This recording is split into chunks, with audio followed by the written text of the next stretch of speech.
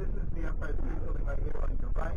Look straight up, 350 Fifth Avenue. You see there's a line right there to get in.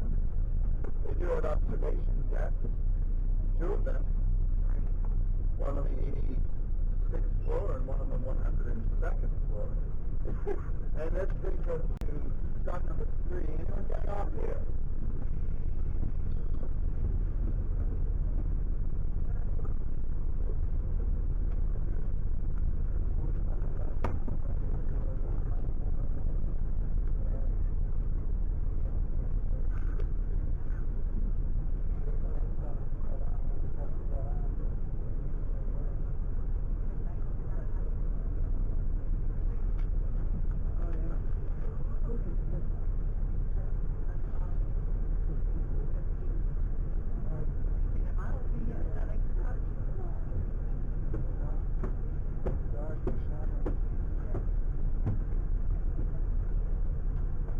Anybody have any questions?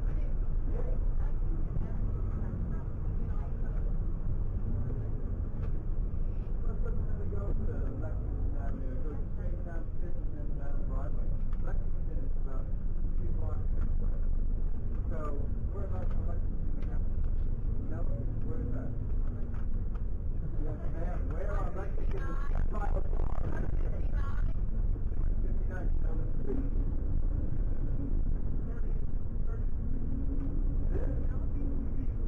Someone downstairs was asking about the now.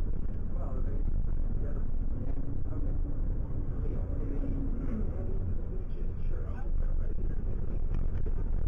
Yeah, that's strong. The one you get off at the next stop, 23rd Street, and then you're 7 blocks off where you want to be. You walk off. So it's not that bad. Each block is about 10. If I say you got 10 blocks, you said that you're not outrageous at all.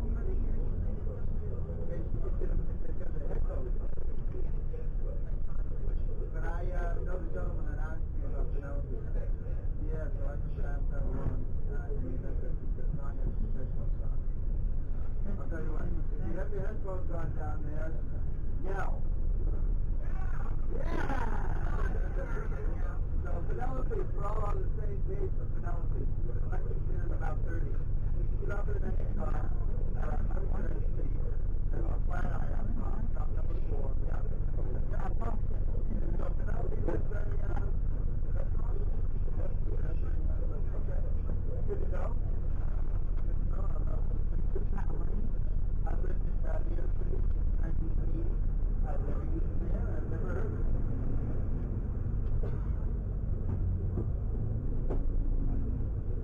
Alright, this next stop will be a stop of Penelope's. We're going to put her on the map now. Stop number 4 for Penelope's. We'll report back to you on how. Alright, we won't call this the Flatiron stop anymore. We'll call it Penelope's stop. That's Madison Avenue to your left, parallel with us. Beyond that is Park Avenue and then Lexington. So that's how far you've got to go eastbound before you start heading north up to 30th. Flatiron Building straight ahead. This iconic triangular-shaped New York building on the skyline. Beautiful building. This architecture here is called Beaux-Arts. Hard to look into the sun, but to your left, the taller building with a clock face. That's the Metropolitan Light Building. Used to be the tallest building in the world back in 1909. For about 20 years before the Chrysler Building. This was the tallest building in the world. This little park here is Madison Square Park. It's a very common jumping off point for Penelope's. Madison Square Park is where Madison Square Garden got its name, because the garden, the arena, sports arena, used to be located right over there. You see the golden conical dome building there? That's the New York Light Building. But that site, that land, is where the garden, the first garden, used to be. In fact, the second garden was there too. The second one was designed by Stanford White. Now, another popular place for eating is right here, Italy. Mario Batali's Italian place. You can get sit down, take out, and even retail shopping for Italian food there. So this is stop number 4, the Flatiron stop. Take a good look though to the staying on board at the architecture of the Flatiron building. Beautiful building. Used to house a lot of book publishing companies. All aboard for Penelope.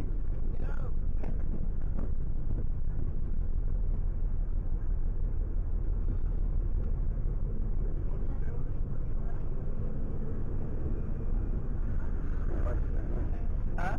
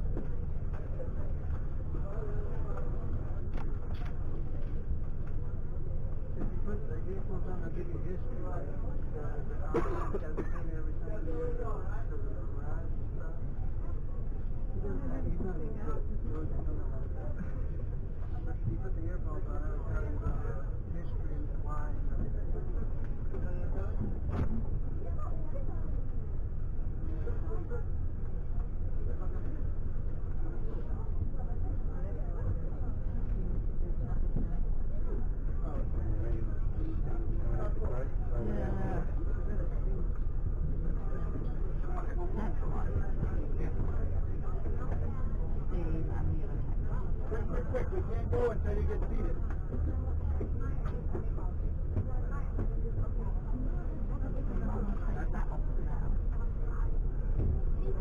Right here. All right, buddy, we're good to go. Thank you for your patience.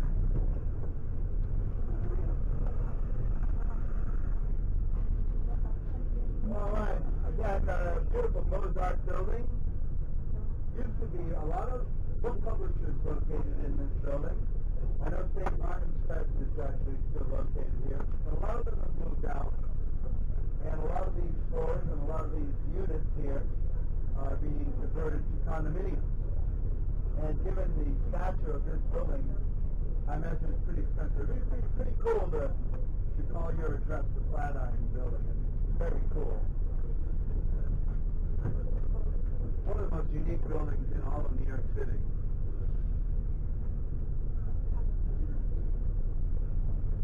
Again, my name is Sean. If you have any questions, that's what I'm here for. Conrad is Joaquin getting us around the city today on this Monday morning. Business is open, Wall Street is open, people are in town. Christmas is Sunday. And yet traffic is not too bad, and Joaquin's doing a very good job getting us around. We continue south on 5th Avenue.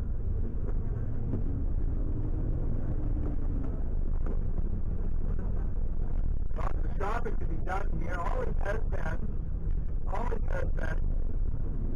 Go back to the Victorian era. This neighborhood got its nickname, Baby Smile, because about 400 buildings in this 3 or 4 block radius. All for shopping. Ladies used to walk here, escorted by a gentleman without breaching protocol. This is long before women lived, but there was a time that a woman would not dream of walking down the street without a gentleman on her arm. Coach here on your left. Lady Smile.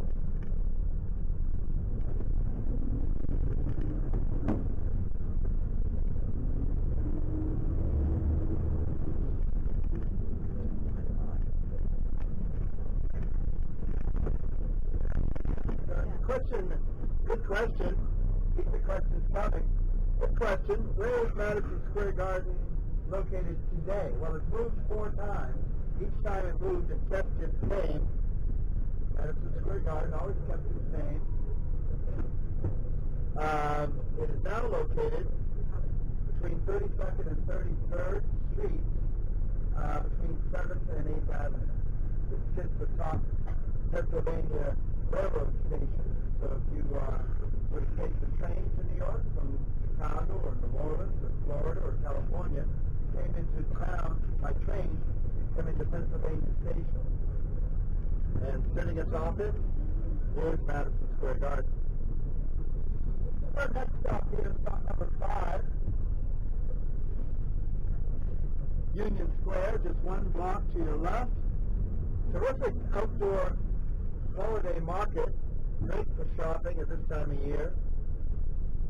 A lot of artists and artwork there. Anyone getting off here?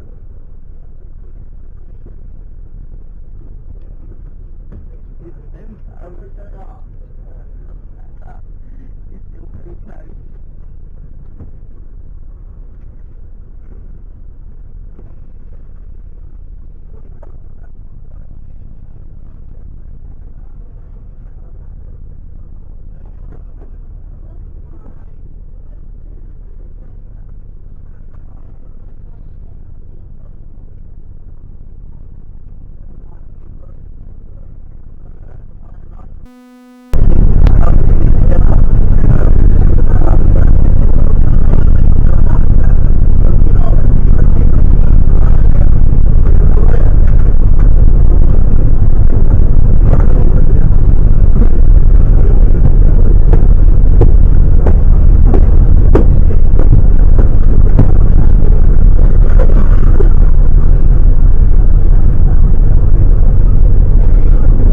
This funky building on your left, this is the new school, and it's not new at all. This new school is about 100 years old. A lot of famous people have gone here.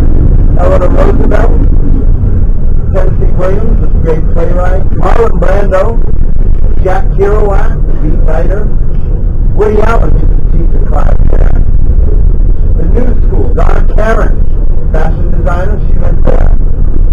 Also Shimon Peres, former Prime Minister of Israel. Lots of interesting folks went there. Norman Rockwell. On your left, this is the South Lavigne Club right here. I've been in there just looking around. Very elite club, dates way back to the 1800s. You had to be a particular type of artist to be a member there. Washington Irving was a member. Architect Sanford White was a member, and Mr. Tiffany's, Louis Comfort Tiffany was a member. We're now in Greenwich Village, and it doesn't seem like it. We're still on Fifth Avenue, stately Fifth Avenue, but we are. We're in the Village. The Village has always been a city within the city. Sort of a beehive or center of activism. So you are now in the beehive. Always the center of dispense, bohemian lifestyles, bohemian thought, bohemian dress. They didn't believe in marriage here. It's almost embarrassing to admit, yeah, we got married. They believe in free love. In fact, right here at 23 Fifth Avenue, this is 25. 23 doesn't actually exist anymore. At Act 23 Fifth Avenue back in 1900, Mabel Dodge used to have a very wealthy woman. She had an intellectual salon, and she used to hold court at night and espouse her philosophy, such as free love. Margaret Sanger, first woman to open a birth clinic here in the Village. Max Eastman, who started a socialist magazine, The Masses. Jack Kerouac lived in the Village. Jack Reed, those who I was going to mention, Jack Reed, the only American journalist buried in the Kremlin, lived here. Mark Twain, Robert Louis Stevenson, wrote Treasure Island, all lived here in the Village. If you're a fan of Bob Dylan and Joni Mitchell, they both lived here. Long list of folks that have lived here in the Village. Musicians, artists, poets, writers. Nobel Prize winner Eugene O'Neill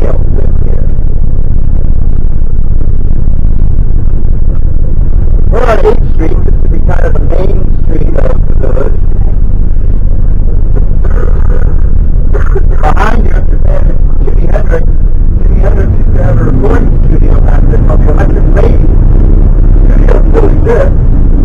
And many artists that you would know, Jones, Rolling Stones, Stevie Wonder, have recorded there. Lou Reed. All around you see signage for NYU, New York University.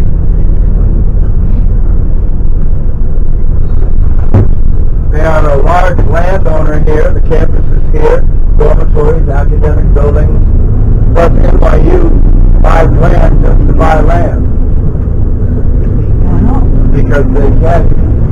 Because each student gives $45,000 a year in tuition, plus room and board, plus I don't know how much it costs to live here as a student, but you know, it's just an expensive town. You know, go out and buy a pair of shoes. All right, this is the NYU NoHo stop. Anyone getting off here? NYU, Greenwich Village, NoHo? No? Anyone getting off? No one getting off.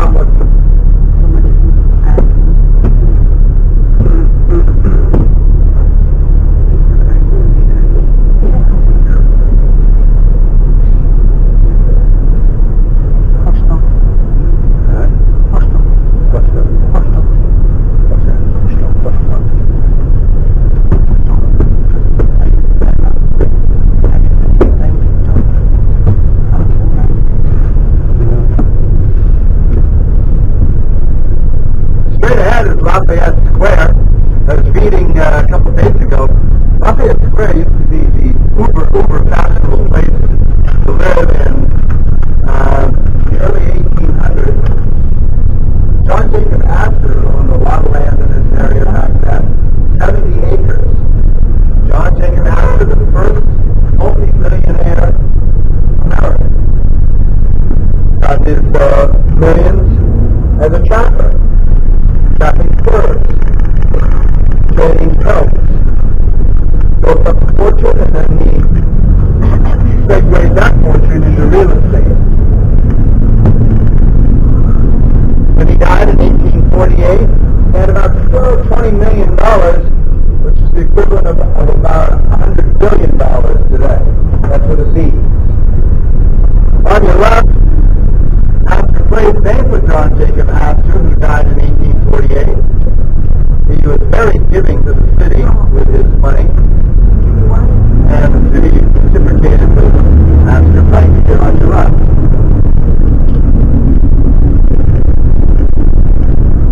Waverly Place on your right. The only street I know in all of New York City named after a book, a novel, Waverly, written by Sir Walter Scott. And right here, the film school, the Tisch School of the Arts, still they really refer to as NYU Film School. Directors like Martin Scorsese, Oliver Stone, Mike Lee, actors like Billy Crystal, Alec Baldwin. Just over here in the corner, this light one, Cher used to live there. Also Keith Richards of the Rolling Stones. She used to have an apartment in that building.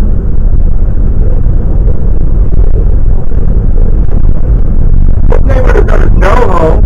Greenwich Village to your right, East Village to your left, and NoHo is just sort of a little slender sliver carved out. There's some distinction between the two.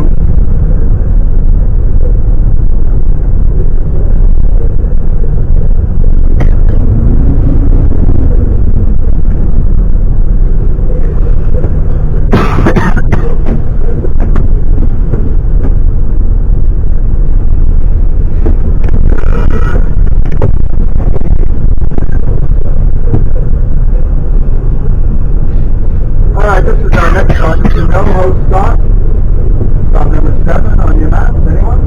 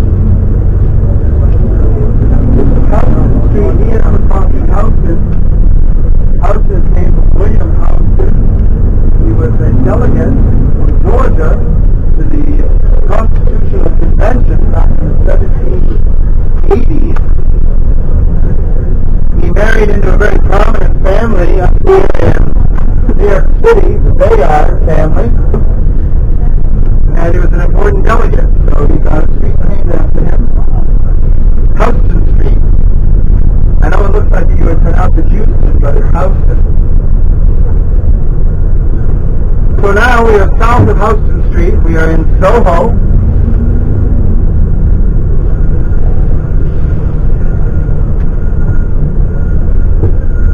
Coming up to stop 8 in another block and a half. Stop 8 is the Soho stop. It's also a good stop if you want to walk around Little Italy. Anyone interested in exploring Little Italy, let me know. Probably a little early in the day for pasta and vino. But Soho offers a lot for shopping and interesting to walk around.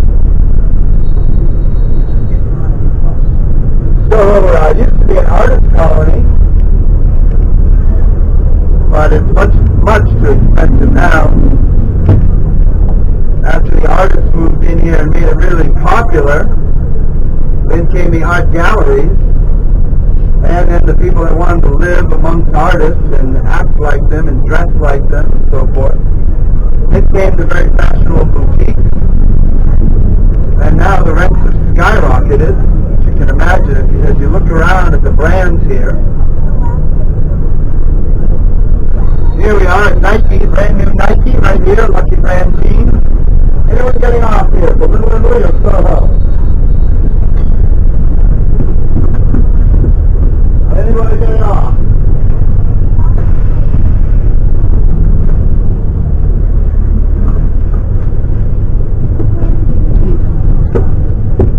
You getting off?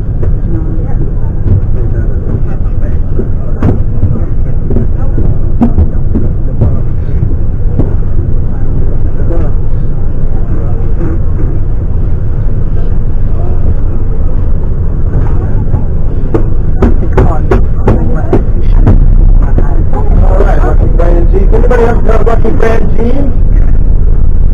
My girlfriend does. I'll let you in on a little secret. When you draw the fly on the jeans, there's a little sign next to the zipper that says, "Want to get lucky?"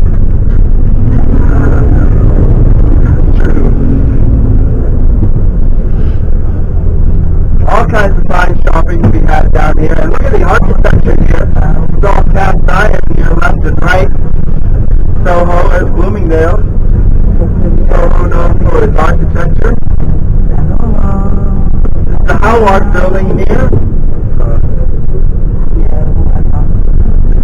They used to be a department store that sold flatware all the way back to the Lincoln administration. That's where the Lincolns got their typesettings for the White House.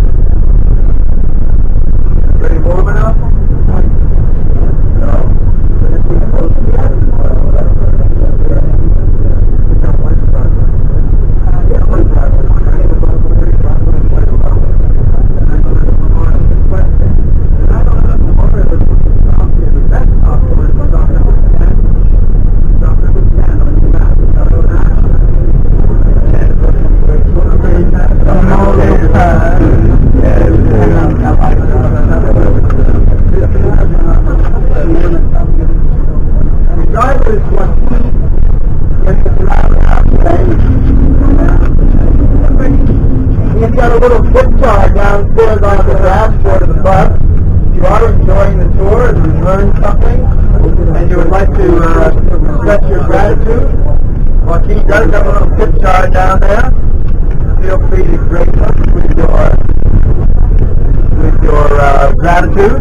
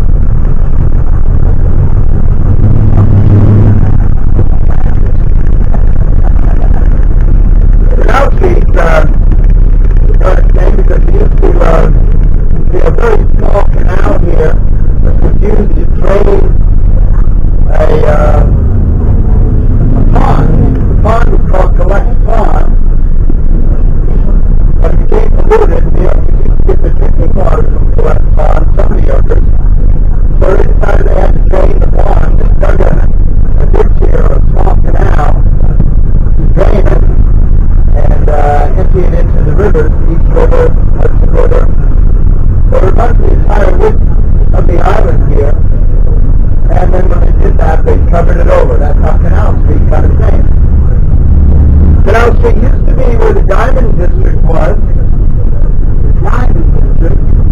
Today when we think of the Diamond District, we think of 47th Street up in Midtown between 5th Avenue and 6th Avenue. That's the Diamond District on 47th Street. So it used to be down here. But New York is a story really of moving northward. So you try to how much money do you think you transacted in the Diamond District in one day on average? Today's a Monday. What do you think the average dollar Visa transaction?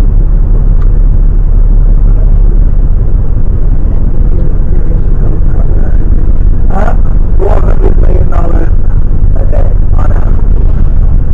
5 days a week. So if you get your test girl a little something, you're like talking a couple million. It's good. It's coming up, right?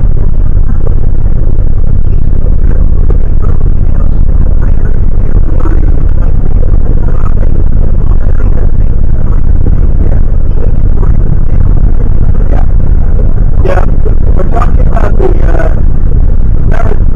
Chinatown on Canal Street here. All along here is Chinatown. Chinatown is known for eating and for shopping. And then the shopping is divided into two categories. Second category is knockoff goods.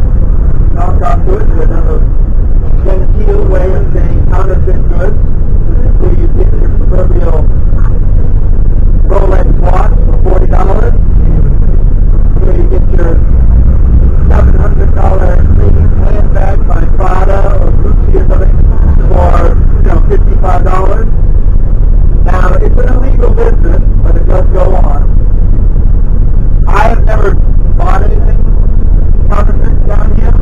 I don't know which shops are the actual shops to go in, but anywhere in Chinatown you can get off.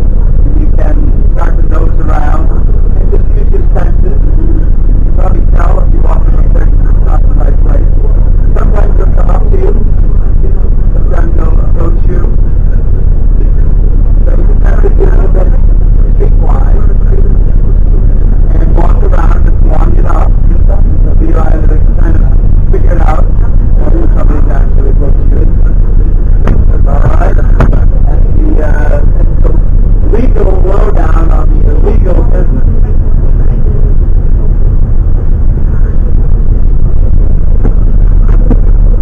We're going to turn away now. Again, Chinatown continues straight on Canal.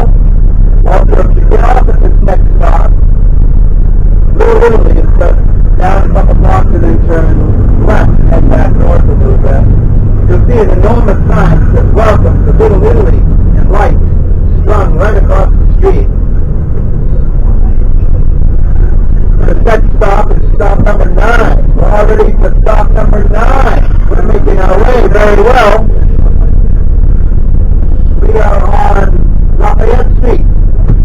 Anyone from France here? France. Lafayette Street is named for the Marquis de Lafayette.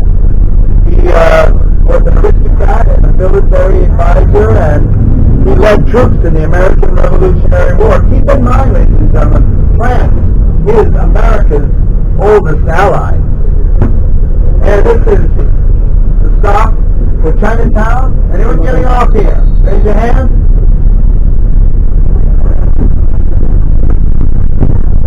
Nobody, Marquis. Nobody.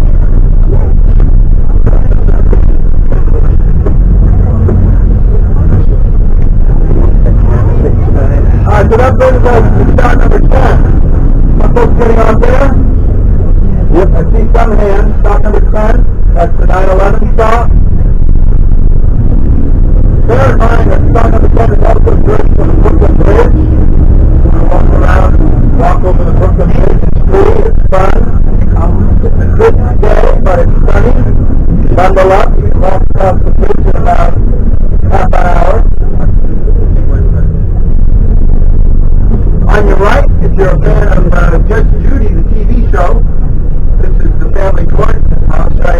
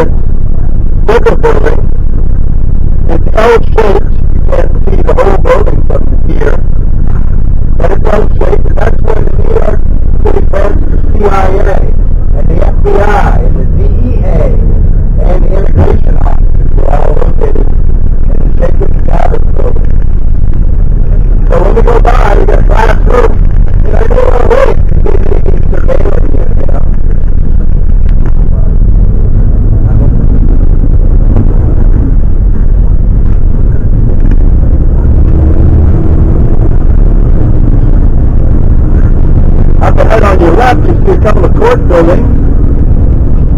Typical with the sun. This is Foley Square, this green space. And the first court on your left is the New York Supreme Court. That probably looks familiar to you if you're a fan of Law and Order, or for that matter, lots of TV shows and movies have used this as an exterior shooting site. And just ahead, the Thurgood Marshall Federal Courthouse. I noticed for the news yesterday was the anniversary of Ivan Boesky getting sentenced. If you may remember him from the 1980s, if you were paying attention to Wall Street in those days, I was. In the 1980s, Ivan Boesky was convicted of insider trading on Wall Street. So his case was heard here. And yesterday was the anniversary of his sentencing. Made the news, the New York Channel. Also, if you're a fan of Martha Stewart was caught and convicted of insider trading as well. I believe she bought some stock or sold some stock right before a transaction on Wall Street, and it was proven that she had inside information, and she was convicted also here. And if you're a real fan of history, it'll take you back. But in 1950, this is where Judith and Ethel Rosenberg were convicted of selling atomic bomb secrets to the Soviet Union. They received the electric chair. They were electrocuted there. 1951 of it. That municipal building here, beautiful building. And on your left now, if you can barely stop, there's the Brooklyn Bridge. Again, about a half-hour walk, maybe a little more depending on if you dawdle and take a lot of photos. It's fun to do. There's a lot of people lined up to do it. I see 100 people right here. It's free and it's fun. You get to the other side, maybe you go inside and get warm at a Starbucks or walk around Brooklyn and have some early lunch, get warm, and then come on back. This is the Swede Courthouse here, named after the most corrupt and notorious Democratic Party boss the U.S. has ever known. And that brings us to stop number 10. This stop for the 9/11 Memorial, and the Brooklyn Bridge, and shopping, and City Hall Park. Just about 2 lights away. This is actually a red light.